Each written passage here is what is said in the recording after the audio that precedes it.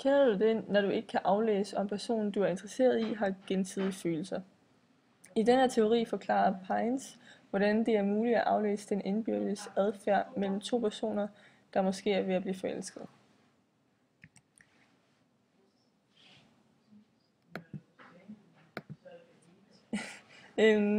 Den første fase er blikkontakt, og det er noget af det vigtigste i de indledende faser af kontaktdannelsen.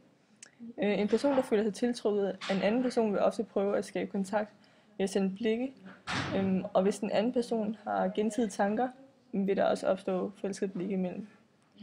Ligesom her på billedet, hvor man kan se, at de har øjenkontakt, og så kan man så sige, at du ved, at personen er forelsket, når personen her vil prøve at skabe blikkontakt. Udover blikkontakt kan andre adfærdsformer være med til at udvikle gensidig forelskelse. Dette kan fx være varme smil eller hovedet på skrå, som sender interesserede signaler til personen. Her kan der opstå gensidig forelskelse, hvis modtageren sender tilsvarende adfærdstegn tilbage. Du ved altså, at personen er forelsket, når personen sender interesserede signaler. Nummer 3 er samtale.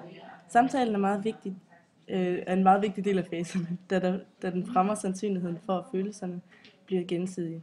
Det sker ved, at samtalen bliver fortrolig, og de føler, at de har nemt ved at skabe dyb kontakt, og samtalen ikke bliver overfladisk. Du ved altså, at personen er forelsket, når personen prøver at indlede en dyb samtale. Okay, den sidste fase er kontaktdannelse. Kontaktdannelse er den adfærd, der kan bidrage til, at der opstår gensidig forelskelse. Her søger man nærmere kontakt og skal beslutte sig for, om man vil indlede et forhold.